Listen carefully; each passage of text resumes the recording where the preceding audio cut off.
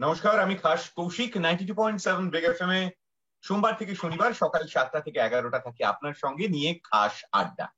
আর সেখানে আপনাকে শোনায় 4 ঘন্টা টান টান আপনার মনের মতো বাংলা গান। আর তারই সঙ্গে সঙ্গে আপনাকে জানাই চারপাশের দুনিয়ার নানান ইনফরমেশন। এবং রেডিওর এই ছোট্ট পরিসরে যে গুরুত্বপূর্ণ বিষয়গুলো নিয়ে কথা বলা হয় না, সেই বিশেষ বিষয়গুলো নিয়ে কথা বলার জন্যই আমার আজকের এই স্পেশাল ভিডিও, ফেসবুকের এই স্পেশাল অনুষ্ঠান এবং আজকে আমাদের এই স্পেশাল প্রোগ্রাম আইভিএফ অ্যাওয়ারনেস নিয়ে। আজ আমাদের সঙ্গে একজন ভীষণ ভীষণ স্পেশাল গেস্ট রয়েছেন, যিনি তার গোটা জীবনই বলা যায় ডেডিকেট করেছেন মানুষের সহযোগিতা এবং সাহায্যের জন্য, বিশেষ করে সেই সমস্ত কাপলদের জন্য যাদের জন্য তিনি একটা প্যারেন্টহুডের জার্নি তাদেরকে গিফট করেন, তাদের মুখে হাসি ফুটিয়ে তোলেন। আমাদের সঙ্গে এই মুহূর্তে যারা রয়েছেন সবাই প্লিজ ওয়ার্ম ওয়েলকামের জন্য প্রস্তুত হয়ে যান। আজ আমাদের সঙ্গে রয়েছেন doctor Indrani Lodh, MBBS MS, obstetrics and gynecology infertility specialist, URVA RRA IVF Kolkata. এবং আজকে আমাদের সঙ্গে ফার্টিলিটি স্পেশালিস্ট এবং এক্সপার্ট রয়েছেন in field of the vitro fertilization. Doctor, আপনাকে স্বাগত জানাই আমাদের আজকের এই খাস আড্ডায়। নমস্কার। নমস্কার ডক্টর, এমনিতেই আপনাদের পেশাটা খুবই গুরুত্বপূর্ণ, বিশেষ করে আপনি এমন একটা বিশেষ কাজের সঙ্গে নিজেকে জড়িয়ে রেখেছেন যে কাজটা মানুষের মুখে হাসি ফোটায়, মানুষকে পিতৃত্বের এবং মাতৃত্বের স্বাদ দেয় যারা সেই জীবনটা কোনো কারণে হয়তো অ্যাচিভ করতে পারেন না। এবং যেহেতু আমরা শুরুতেই আজকে বলেছি ইনফার্টিলিটির কথা, আমরা একদম গোড়া থেকেই শুরু করি। দেখুন, আমরা তো লেম্যান, আমরা গোটা বিষয়টাকে আপনাদের মতো টেকনিক্যালি বুঝি না।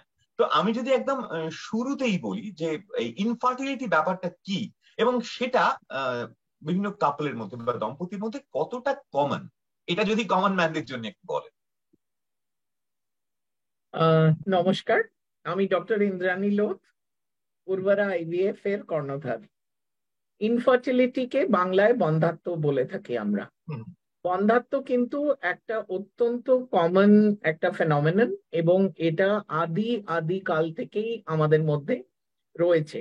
এবং আরেকটা যেটা, বন্ধ্যাত্ব কিন্তু সব রকম ইকোনমিক স্ট্রেটাতেই দেখা যায়। আগেকার দিনেও আপনি দেখেছেন যে রাজাদের মধ্যেও বন্ধ্যাত্ব ছিল। তাদের সন্তান হতো না, তারপরে তারা যজ্ঞ করেছে, পায়েস খেয়েছে, তারপরে তাদের পুত্র সন্তান লাভ হয়েছে। এগুলো তো আমরা দেখেই থাকি, মানে শুনেছি আর কি। তো সেরকম ভাবে এখন মডার্ন লাইফেও ইনফার্টিলিটি রয়েছে এবং 10 to 15% অফ দ্য পপুলেশনের মধ্যে কিন্তু ইনফার্টিলিটি দেখা যায়। 10 to 15 কে যদি আমি আরেকটু স্ট্যাটিস্টিক্যালি ভেঙে বলি, তাহলে হচ্ছে 8 জনের মধ্যে 1জনের কিন্তু ইনফার্টিলিটি দেখা যায়।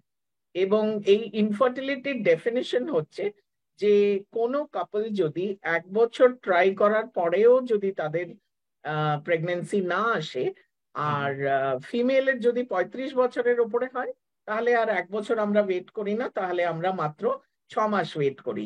অর্থাৎ ফিমেলের বয়স যদি একটু বেশি থাকে, 35-এর ওপরে, তাহলে 6 মান্থসের মধ্যে যদি তারা ট্রাই করার 6 মান্থসের মধ্যে যদি বেবি না আসে, তাহলে কিন্তু তাকে ইনফার্টিলিটি বলা হয়। ওকে ওকে, প্রতিটি কার্যের পিছনেই তো কিছু কারণ থাকে। তো এই যে বন্ধ্যাত্বই বলুন বা ইনফার্টিলিটি বলুন, সেটা নারী এবং পুরুষ যে কোনো কারোর ক্ষেত্রে হতে পারে বা উভয়ের ক্ষেত্রেই হতে পারে। তো এই ইনফার্টিলিটির প্রাইমারি কজেস গুলো কি কি যদি আমাদের একটু বলেন ডক্টর। কজেস অফ ইনফার্টিলিটিকে খুব ইজিলি 4টে ভাগে ভাগ করে দেওয়া যায়।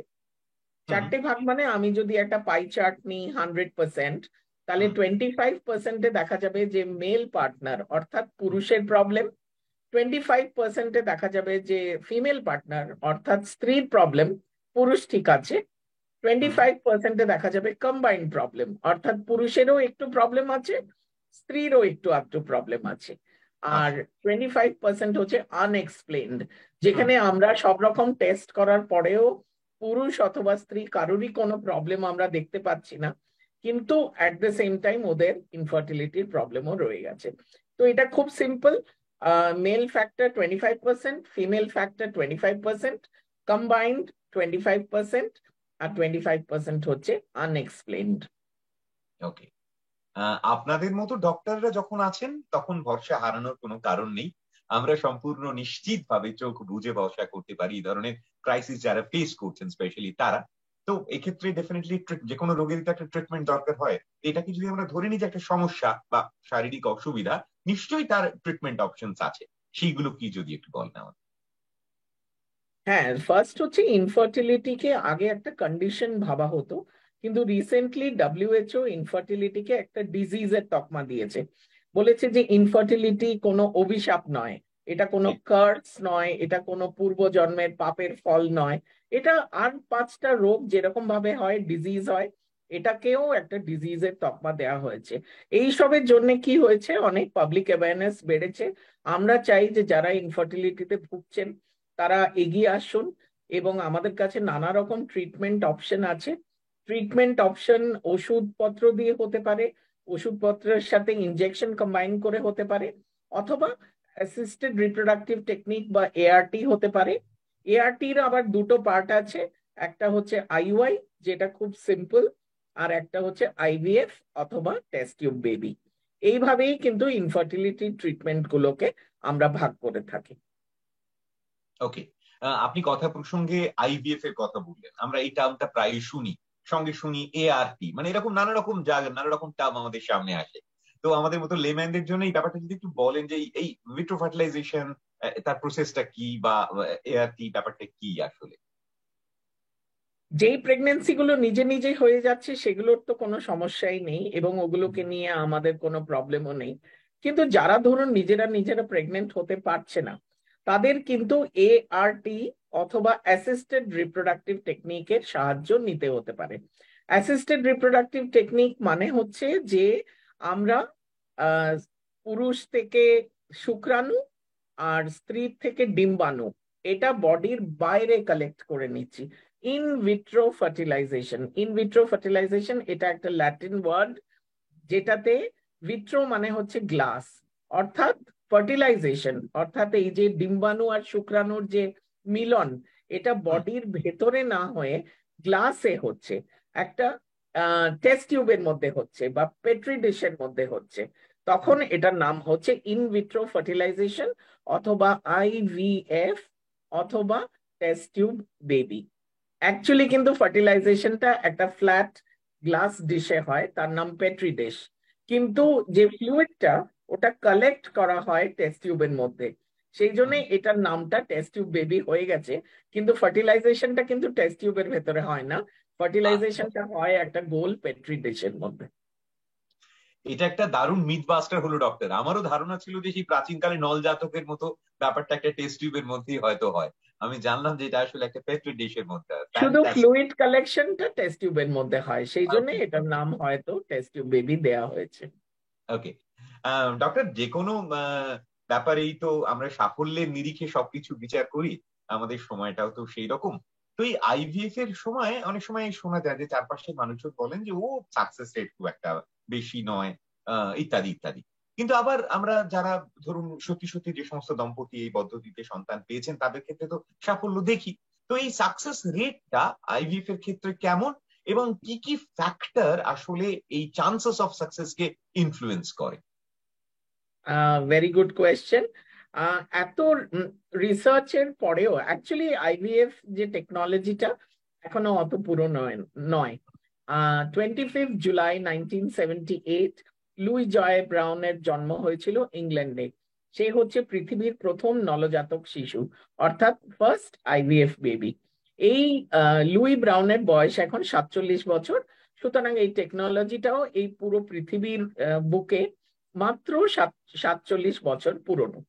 সেই জন্য আমরা সাকসেস রেটটা কিন্তু আমরা এখন অব্দি 100% অ্যাচিভ করতে পারিনি। যখন টেস্ট টিউব বেবি প্রথম এসেছিল তখন সাকসেস রেট প্রায় 10% মতন ছিল। এখন নানা রকম টেকনোলজির উন্নতির জন্য সাকসেস রেট প্রায় 50 to 70% এসে দাঁড়িয়েছে। আমরা মোটামুটি ফার্টিলাইজেশনটা 100% এনশিওর করতে পারি ইক্সি দিয়ে, কিন্তু এমব্রিও ঢোকানোর পরে যে ইউটেরাসের লেয়ারে যে এমব্রিওটা গেঁথে যাবে, যেটাকে আমরা ইমপ্লান্টেশন বলে থাকি, সেখানে কিন্তু এসে আমাদের সাকসেস রেটটা আটকে গেছে।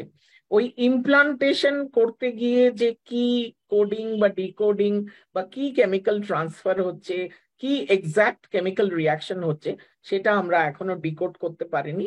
সুতরাং আমাদের সাকসেস রেটটা এখন ওখানেই আটকে আছে, এবং সাকসেস রেটটা অনেক কিছুর উপরে ডিপেন্ড করে। তার মধ্যে ফার্স্ট এন্ড মোস্ট ইম্পর্টেন্ট যেটা, সেটা হচ্ছে ফিমেল পার্টনারের বয়স, অর্থাৎ মায়ের বয়স।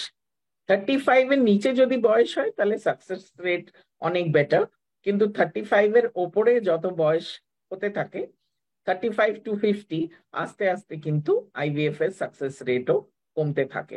আমাদের দেশে এখন নতুন একটা ল এসছে, এআরটি ল। তাতে বলা হয়েছে যে 50-র ওপরে কোনো মহিলাকে আমরা আইভিএফ সার্ভিস প্রোভাইড করতে পারবো না। Okay, this is also something new to me. এটাও আমার জানা ছিল না। ডক্টর, আজকে আপনি একের পর এক নতুন নতুন তথ্য দিয়ে আমাদেরকে সত্যি সত্যি আলোক প্রাপ্ত করে তুলছেন, এনলাইটেন করে তুলছেন। ডক্টর, এরপরে এরকমই আরেকটা প্রশ্ন করতে চাই, যে প্রশ্নটা আমাদের চারপাশে অনেক মানুষের মনেই হয়তো দেখা দেয়। আমাদের জীবনযাত্রা তো অনেক বদলে গেছে এবং তার ফলে অনেক রকম লাইফস্টাইল ডিজিজের সম্মুখীন আমরা হই। সেটা সুগার, প্রেশার, কোলেস্টেরল, ট্রাইগ্লিসারাইড ইত্যাদি যেমন আছে, ঠিক সেরকমই ইনফার্টিলিটির ক্ষেত্রেও সেটা কোনো ভূমিকা নেয় কিনা। মানে ধরুন কেউ এক্সেসিভ ড্রিঙ্ক করেন বা স্মোক করেন, বা ধরুন ফাস্ট ফুড খাওয়া বা লাইফে প্রচুর স্ট্রেস নেওয়া, এগুলো আমাদের জীবনের সঙ্গে অঙ্গাঙ্গিভাবে জড়িয়ে গেছে। তো লাইফস্টাইল চেঞ্জ কি আমাদের ফার্টিলিটির চান্সকে আর একটু ইমপ্রুভ করতে পারে, বা আইভিএফ এর ক্ষেত্রে তার সাকসেস চান্সটাকে একটু বাড়াতে পারে? লাইফস্টাইল অনেক পাল্টেছে, সোশ্যাল প্রেশারস এবং সোশ্যাল ওয়ান্ট, সোশ্যাল সিনারিও অনেক পাল্টে গেছে। মেয়েরা এখন, আগেকার দিনে মেয়েদের অত পড়াশোনার বালাই ছিল না, মেয়ে একটু বড় হলেই তাকে ধরে বেঁধে বিয়ে দিয়ে দেওয়া হতো, আর বিয়ের পরে কন্ট্রাসেপশনও কিছু ছিল না, তো she was expected to have children are right after marriage. কিন্তু এখন মেয়েরা পড়াশোনা করছে, ছেলেদের সমান সমান পড়াশোনা মেয়েরাও করছে, সব লাইনেই উই হ্যাভ ইকুয়াল অপরচুনিটি। মেয়ে হিসেবে আমরা ইকুয়াল অপরচুনিটি পাচ্ছি আজকাল এডুকেশনে এবং অন্যান্য ক্ষেত্রে, ক্যারিয়ারেও। তো সুতরাং পড়াশোনা আর ক্যারিয়ার করতে গিয়ে দেখা গেছে যে বিয়েটা কিন্তু একটা ব্যাকসিট নিয়ে নিয়েছে। বিয়ের এজ, এজ অফ ম্যারেজ কিন্তু অনেকটা পিছিয়ে গেছে। সুতরাং এখন আর কেউ আর 16, 17, 18 বছর বয়সে বিয়ে করছে না, সবাই বিয়ে করতে করতে কিন্তু লেট 20s বা আর্লি 30s হয়ে যাচ্ছে। তারপরে বিয়ের পরে পরেই nobody is planning to have a baby, সবারই একটা ক্যারিয়ার প্ল্যান আছে বা কিছু একটা প্ল্যান থাকে, এবং কি হচ্ছে, the age of having a baby ওটাও কিন্তু একটু একটু করে পিছিয়ে যাচ্ছে। এবং দেখা যাচ্ছে যে এই সব কারণে ইনফার্টিলিটির ইনসিডেন্স বেড়ে যাচ্ছে। এর সাথে যে সেডেন্টারি লাইফস্টাইল আমাদের হচ্ছে, আর তার সাথে যে জাঙ্ক ফুড খাওয়ার যে প্রবণতা, তারপর আপনি আরো দুটো পয়েন্ট তুললেন, অ্যালকোহল আর smoking. So smoking, alcohol, junk food আর সেডেন্টারি লাইফস্টাইল, আমরা অনেক বেশি মেশিনের উপরে dependent, physical work, physical strain অনেক কম করছে মেয়েরা ছেলেরা উভয়ই, এবং তার কিন্তু একটা সাংঘাতিক প্রভাব পড়ে যাচ্ছে অন দ্য হেলথ। আর মেয়েদের মধ্যে আমি বলবো যে পিসিও অনেক একটা ইম্পর্টেন্ট একটা পার্ট হয়ে গেছে, এবং পিসিওএস এ যদি infertility is a major problem, তাহলে কিন্তু আইভিএফ এর সাহায্যও নিতে হয় পিসিওএস এ। তো এটা হচ্ছে মেয়েদের ক্ষেত্রে। আর ছেলেদের ক্ষেত্রেও স্ট্রেস, স্মোকিং অ্যান্ড অ্যালকোহল, এগুলো যদি বেশি মাত্রায় কেউ সেবন করে তাহলে কিন্তু তার স্পার্ম কাউন্ট কমে যেতে পারে।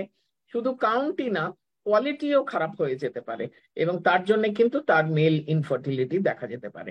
তো আমার ক্লিনিকে পেশেন্টরা এলে আমরা সবসময় এখানে একটা কাপলকে একটা পেশেন্ট হিসেবে ধরি। Wife is not a patient, husband is not a patient, the couple is a patient to us in my clinic উর্বরা।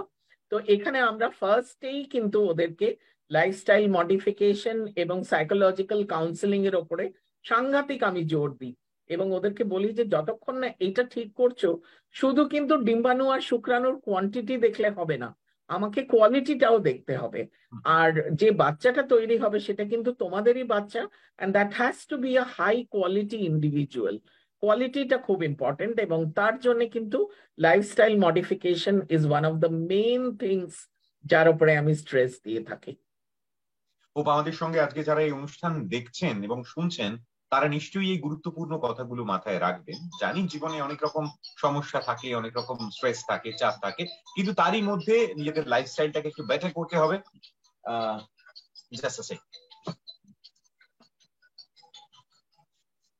Sorry, এবং তারই সঙ্গে সঙ্গে সেই লাইফস্টাইলটা মেনটেন করতে হবে, তা না হলে কিন্তু এই সমস্যার সম্মুখীন হতে হবে। ডক্টর, আমাদের সঙ্গে যারা দেখছেন তাদের মনের মধ্যে এই মুহূর্তে আরো একটা প্রশ্ন খুব বড় আকারে দেখা দিচ্ছে। আই থিঙ্ক তারা চাইছেন যে প্রশ্নটা আমি আপনাকে করি। সেটা হচ্ছে যে আইভিএফ টা অনেকেই বলেন বেশ খরচ সাপেক্ষ ব্যাপার। তো সেই খরচের দিকটা সামলানোর জন্য কোনো ফিনান্সিয়াল কনসিডারেশন অথবা অ্যাসিস্ট্যান্স অপশন সেরকম কি কিছু অ্যাভেলেবল আছে for individuals undergoing IVF treatment? IVF এ ফার্স্টে কস্টটা একটু বলে নি। দ্য কস্ট অফ আইভিএফ সবকিছু করতে গেলে এখনো 2 থেকে 2.5 লক্ষ টাকা খরচা হয়। তো এটা হচ্ছে মানে টেস্ট, ওষুধপত্র, injection, egg collection, embryo transfer, ultrasound scan, সবকিছু খরচ মিলিয়ে আমি একটা টোটাল প্যাকেজের মতন একটা বলছি, ঠিক আছে? তো 2 থেকে 2.5 লক্ষ টাকা খরচা হয়। এখন আরেকটা হচ্ছে সরকারি হাসপাতালে এখন অব্দি আইভিএফ এর ফেসিলিটি ওয়েস্ট বেঙ্গলে শুরু হয়নি। ইন্ডিয়ার কিছু কিছু হসপিটালে আইভিএফ ফেসিলিটি আছে গভর্নমেন্টে, যেখানে totally free of cost IVF করা হয় পেশেন্টদের, কিন্তু ওয়েস্ট বেঙ্গলে এখনো এরকম ফ্যাসিলিটি হয়নি। তো শুনছি এসএসকেএম এ পিজিতে নাকি আইভিএফ ফ্যাসিলিটি স্টার্ট হবে ফ্রি অফ কস্ট। তো সেই জন্যে পেশেন্টদের, সব পেশেন্টরা কিন্তু এটা অ্যাফোর্ড করতে সত্যিই পারে না। তো তখন আমরা ওদেরকে আমরা বলে থাকি যে কিছু ইএমআই অপশন আমরা দিতে পারি, যাতে ওরা ইএমআই তে পেমেন্টটা করতে পারে। আর কিছু এনজিওদের কিছু ফান্ডস আছে, সেই ফান্ডস আমরা পুয়ার পেশেন্টদেরকে দিয়ে আমরা কিন্তু অনেক সময় ট্রিটমেন্টটা করে থাকি। এছাড়াও অনেকে ক্রেডিট কার্ডে পেমেন্ট করে, তারপরে ক্রেডিট কার্ডে মান্থলি পেমেন্ট করে আমাদের কাছে ট্রিটমেন্ট করায়। So these are the options that we can provide with them. আর যারা, যেই পেশেন্টরা আমাদের ক্লিনিক থেকে বেবি নিয়ে যায়, আমরা সবসময় তাদেরকে এনকারেজ করি যে তারা যেন একটা কোনো একটা ইনফার্টাইল কাপলকে অ্যাডপ্ট করে তাকে যেন সাপোর্ট করে ইন দ্য ট্রিটমেন্ট। তো আমাদের সব পেশেন্টরাই তাতে রাজি হয়, কেউই আজ অব্দি না করেনি। বিকজ একবার বেবি এখান থেকে পেয়ে গেলে they feel very very happy and they feel indebted. আর ওরাও অন্য ওদের সিমিলার কাপলসদেরকে হেল্প করতে আগ্রহী থাকে। ফ্যান্টাস্টিক, প্রচুর অপশনস আছে, মানে অনেক কিছু করার সুবিধা রয়েছে। ডক্টর, আমরা এতক্ষণ ধরে আইভিএফ নিয়েই কথা বলছিলাম, কিন্তু এই ফার্টিলিটি ট্রিটমেন্টের ক্ষেত্রে আইভিএফ ছাড়া আর কি কোনো অল্টারনেটিভ আছে, নাকি এটাই একমাত্র অপশন? না, দেখুন, ফার্স্টে তো পেশেন্টকে ইভ্যালুয়েট করে আমরা চেষ্টা করি বার করতে যে এক্সাক্ট প্রবলেমটা কোথায়, এবং সেই এক্সাক্ট প্রবলেমের পিন পয়েন্টেড সলিউশনস আমরা বার করে ওইগুলো দিয়ে থাকি। তাতেই ধরুন 50% অফ দ্য ইনফার্টিলিটি পেশেন্টরা কিন্তু কনসিভ করে যায়। যারা এটাতে হবে না, এইভাবে ছোট সূক্ষ্ম ট্রিটমেন্টে যাদের হবে না, তাদেরকে আমরা এআরটি অফার করি। এবার এআরটিরও আইইউআই আছে, আইভিএফ আছে। আইভিএফ এও তো কোনো গ্যারান্টি নেই, আইভিএফ এ 2 লাখ 2.5 লাখ খরচা করেও কিন্তু কোনো গ্যারান্টি নেই। তো মোস্ট অফ দ্য পিপল, দেখা গেছে যে একটা কথা আছে cumulative pregnancy rate. Cumulative pregnancy rate মানে হচ্ছে কেউ যদি আইভিএফ 3 থেকে 4 বার করে, তাহলে দেখা গেছে যে 85% of the patients go back home with a baby in their arms. তো কিউমুলেটিভ প্রেগনেন্সি রেট কিন্তু ক্লোজ টু 85%। 3 থেকে 4 বার যদি কেউ লেগে থেকে যদি আইভিএফ করে। আর আইভিএফ কতবার করা যায়? অনেকবার করা যায়, যত খুশি বার করা যায়। কিন্তু এরকম পেশেন্ট তো আছে যারা ধরুন এতটা অ্যাফোর্ড করতে পারছে না, অথবা 4 বার 5 বার করেও তারা পাচ্ছে না, তখন আমরা কিন্তু তাদেরকে খুব সিরিয়াসলি অ্যাডপশনের কথাটা বলে থাকি। আমরা তাদের অ্যাডপশন সম্বন্ধে সবকিছু বলে দিই, যে কি করে তারা www.kara.org তে অ্যাপ্লাই করবে, এবং ওয়েট করতে হবে for getting a good healthy baby. তো অ্যাডপশনও আমরা ওদেরকে এই অপশনটাও দিয়ে থাকি। ওকে ডক্টর, আমাদের আলোচনার প্রায় শেষের দিকে চলে এসেছি। তো শেষের দিকে এসে আরেকটি প্রশ্ন জিজ্ঞেস করতে চাই, সেটা হচ্ছে যে এনভায়রনমেন্টাল ফ্যাক্টর কি কোনো ক্ষেত্রে ইনফার্টিলিটির কারণ হতে পারে? হ্যাঁ, এনভায়রনমেন্টাল ফ্যাক্টর অফকোর্স একটা কারণ হতে পারে। সেটা হচ্ছে কেউ ধরুন, আমি খুব পাই হচ্ছে কল সেন্টারে যারা কাজ করে, ধরুন রাত্রেবেলা রাত জেগে যারা কাজ করে, তাদের কি হয়, সার্ক্যাডিয়ান রিদম, আমাদের যে একটা সূর্যাস্ত আর সূর্যোদয়, তার সাথে যে একটা সার্ক্যাডিয়াম রিদম, একটা হরমোনাল সিক্রিশনের যে একটা রিদম আছে, এই রিদমটা টোটালি ওদের নষ্ট হয়ে যায়, এবং দেখা গেছে যে এদের কিছু কিছু হরমোনাল প্রবলেমস আছে। তো এনভায়রনমেন্টাল ফ্যাক্টর আমাদের এই আরবান লাইফে কিন্তু এটা একটা বিরাট ব্যাপার। এই রাত জাগা, ভালো করে ঘুম না হওয়া, তার সাথে স্মোকিং, স্ট্রেস, অ্যালকোহল, এই তিনটে অ্যাড আপ হওয়া, এর কিন্তু একটা ইনফার্টিলিটির ওপরে কিন্তু একটা বিরাট প্রভাব আছে।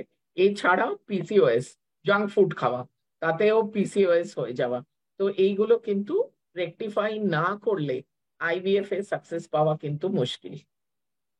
ওকে ডক্টর, একদম শেষে এসে আমি আপনার কাছে জানতে চাইবো your message, your advice to those individuals or couples যারা জাস্ট তাদের জার্নিটা স্টার্ট করেছে টুয়ার্ডস প্যারেন্টহুড এবং যারা আইভিএফ এর কথা ভাবছে, তাদের জন্য আপনার মেসেজ।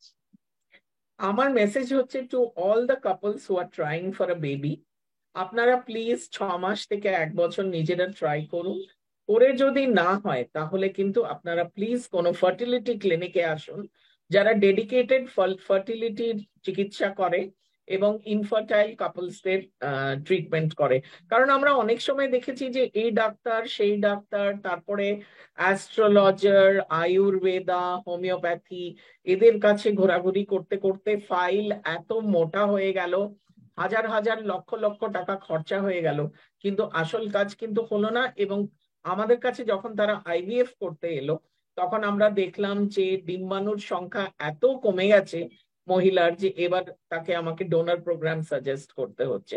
তো সুতরাং আমার আপনাদের কাছে মেসেজ হচ্ছে to all the couples trying for a baby, please try for 6 months to 1 year, and then please come to a fertility clinic and then get yourself tested properly, R proper ট্রিটমেন্টের আপনারা মানে you should get treated properly instead of running here and there. Thank you doctor, thank you very much. আজ আমাদের সঙ্গে খাস অতিথি মানে special guest হয়েছিলেন ডক্টর ইন্দ্রাণী লোধ, উর্বা আইভিএফ এর কর্ণধার।